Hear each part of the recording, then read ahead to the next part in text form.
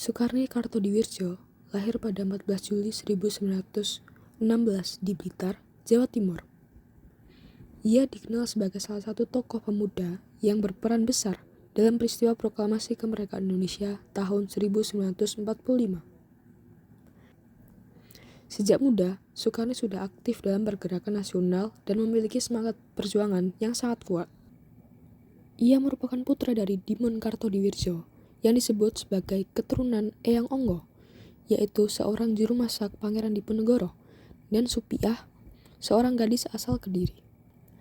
Kedua orang tuanya sehari-hari berdagang di Pasar Garum, Blitar, dan pada masa itu termasuk keluarga yang cukup berada. Pendidikan Soekarni dimulai di Taman Siswa Blitar yang dikenal dengan nama Mardi Siswo. Taman Siswa merupakan sekolah rakyat yang didirikan oleh Ki Hajar Dewantara atau Suwardi Suryaningrat. Di sekolah inilah jiwa nasionalisme Soekarni mulai tumbuh dan berkembang.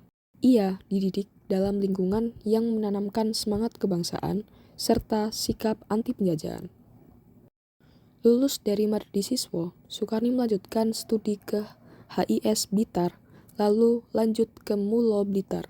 Setelah menyelesaikan pendidikan di Mulo, ia melanjutkan ke Quack School atau sekolah guru, serta Volks Universiteit atau Universitas Rakyat.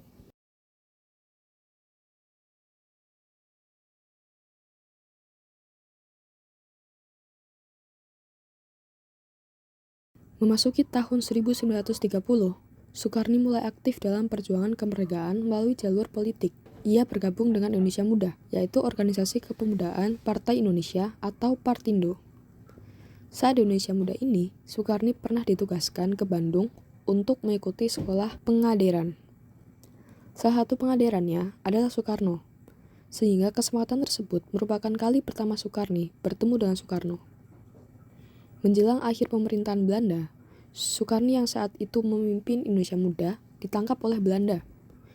Soekarni dibuang ke beberapa daerah, mulai Balikpapan, Samarinda, hingga Jakarta. Saat Jepang berkuasa, Soekarni termasuk dalam tokoh-tokoh politik yang dibebaskan Jepang.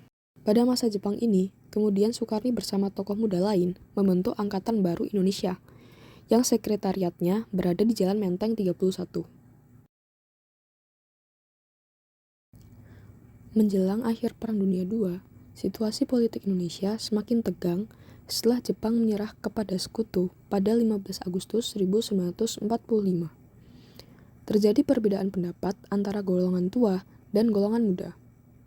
Golongan tua yang dipimpin oleh Soekarno dan Muhammad Hatta ingin menunggu sidang PPKI untuk memproklamasikan kemerdekaan. Sementara itu, golongan muda, termasuk Soekarni, menginginkan proklamasi dilakukan secepatnya tanpa campur tangan Jepang.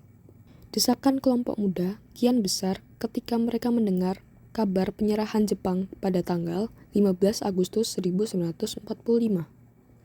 Soekarni kemudian mengusulkan para pemuda untuk dapat menguasai situasi. Para pemuda itu kemudian memutuskan untuk menculik Soekarno-Hatta dan melindungi keduanya agar tidak dipengaruhi oleh Jepang. Maka, pada tanggal 16 Agustus 1945, para pemuda membawa Soekarno, Hatta, Ibu Fatmawati, dan Gunturso Ekarnoputra ke Rengas Dengklok.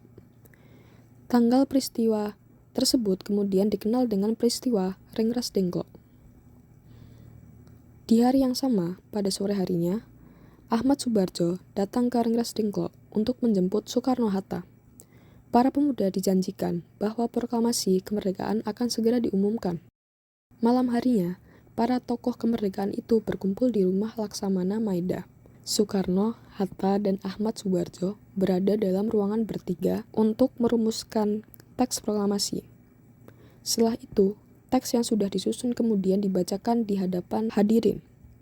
Namun setelah disepakati, muncul masalah yaitu siapa yang akan menandatangani teks itu. Maka Soekarno kemudian muncul dan mengusulkan Soekarno-Hatta saja yang tanda tangan atas nama bangsa Indonesia. Soekarno wafat pada 7 Mei 1971 dan dimakamkan di Taman Makam Pahlawan Kalibata, Jakarta. Atas jasanya dalam perjuangan kemerdekaan, ia ditetapkan sebagai pahlawan nasional pada 7 November 2014. Peristiwa penculikan Soekarno-Hatta atau peristiwa Rengas Dengklok merupakan langkah tegas golongan muda untuk memastikan kemerdekaan Indonesia segera diproklamasikan tanpa campur tangan Jepang. Meskipun sempat terjadi perbedaan pendapat dengan golongan tua, tindakan tersebut justru mempercepat lahirnya keputusan penting untuk memproklamasikan kemerdekaan. Peristiwa ini membuktikan bahwa peran pemuda sangat menentukan dalam momen krusial sejarah bangsa, karena keberanian dan ketegasan mereka ikut mengantarkan Indonesia menuju proklamasi 17 Agustus 1945.